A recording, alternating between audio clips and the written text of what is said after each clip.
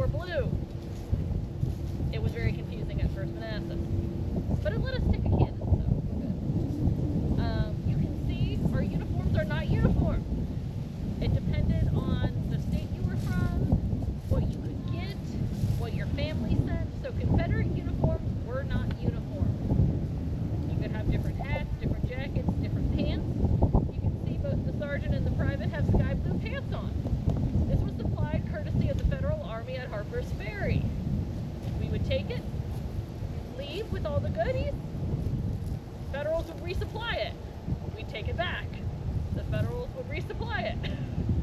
So that's how we got a lot of the sky blue pants that were common for the Confederate soldiers and hats. They have two different style muskets. The sergeant has an Enfield, 1853 Enfield, which was supplied by England, and the private has a 42 Springfield, which this model is smoothbore. So that means it's not rifled, it doesn't spin like a football.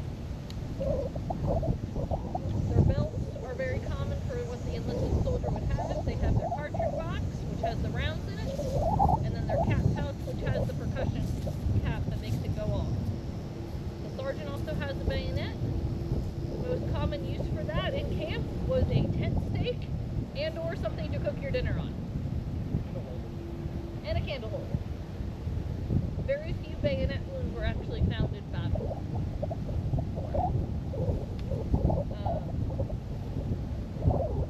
A soldier was taught how to load in 9 steps, which we're going to demonstrate.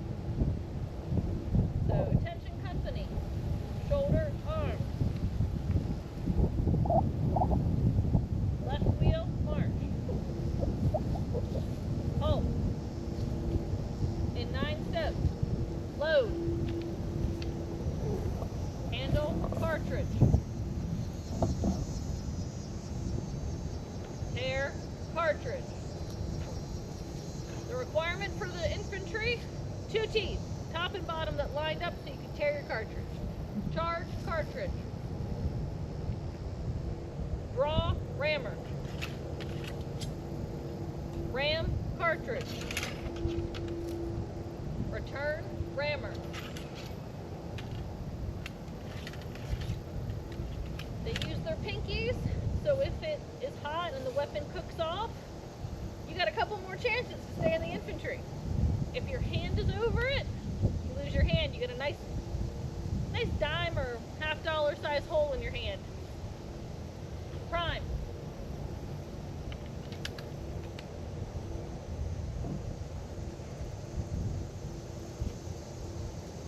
Shoulder, arms.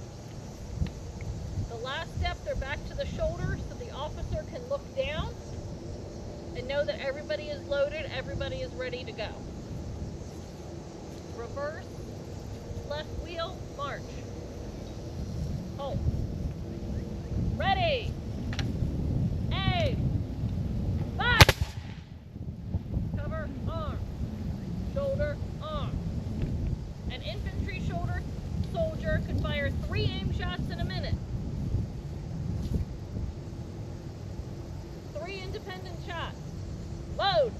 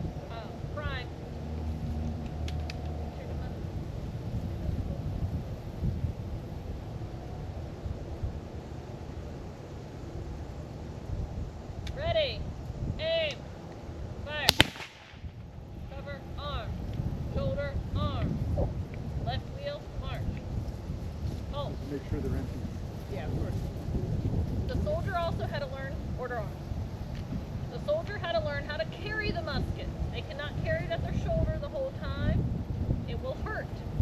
So they learn the manual of arms.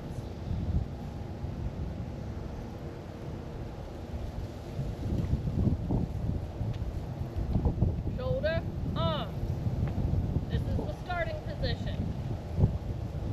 Trail, arms. This is useful for going through woods so you don't knock it into the person behind you, because they are walking within an arm's length of the person ahead of them. That musket's taller than an arm. Shoulder, arms. Right shoulder shift, arms. This is the position the musket is in to run. It is actually pretty secure, nestled up against the arm. Shoulder, arms. Secure, arms. This is so your gun still works if it's raining. The trigger plate is up underneath the armpit. The finger is on the ramrod, because 3 shots in a minute, your ramrod's not going to stay in. These guns lose the ramrod, they cannot fire again. Shoulder, arms. Support, arms.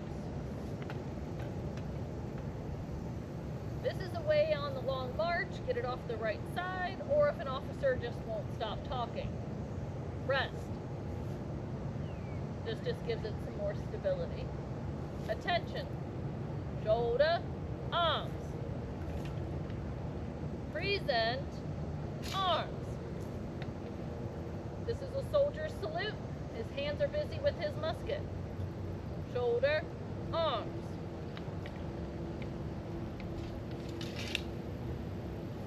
Order, arms. In place, rest. So that's the musket. An officer has a sword, which is for ceremonies and pointing. They also have a sidearm. Most officers do not fire their sidearms in battle, because if you do, the battle has not gone according to plan. So this is a 44.